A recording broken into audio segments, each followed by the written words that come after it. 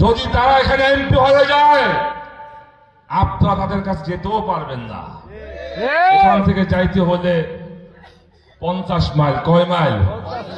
50 mile. আর যদি fail করে, জীবনের রাস্তা দিয়েও যাবে না, ওই মাথায় ভুলটা ঘুরে যাইব। কিন্তু আমি যাব কোথায় বলেন? আমি তো জাজিরার সন্তান, আমি পালেশ্বরের সন্তান, আপনাদের প্রতিবেশী। দেখেন, প্রতিবেশীর কষ্ট প্রতিবেশী বুঝে। আমি এই মাটি মানুষের সন্তান, এই মাটি মানুষের কষ্ট আমার চেয়ে বেশি কেউ ভালো বুঝবে না। আপনারা দেখেন না, যদি কেউ বেড়াইতে যায়, ঘরে তালা মারে না, তখন কি করে? ওই পাশের বাড়িতে বলে যায়, বা একটু খেয়াল রাখেন, নাকি দূরে বলে যায়? কেন বলে যায়? এটা হক তার উপরে, প্রতিবেশীর উপরে।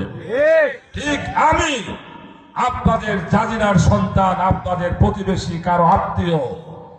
আগামী 12 তারিখে আমি আপনাদের কাছে বিনীত অনুরোধ করি, আপনাদের সন্তান হিসাবে একবার সুযোগ দেন, ইসলামপন্থীদেরকে একবার সুযোগ দেন।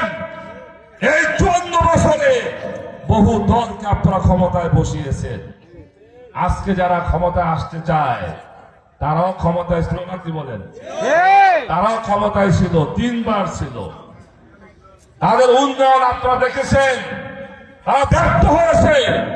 কিন্তু ইসলামপন্থীদেরকে আপনারা এখনো ক্ষমতায় দেখেন নাই, দেখছেন? এবার সুযোগ আসছে, এবার সুযোগ আসছে। আপনারা ইসলামপন্থীদেরকে একবার সুযোগ দিয়ে দেখেন। আমরা পরীক্ষা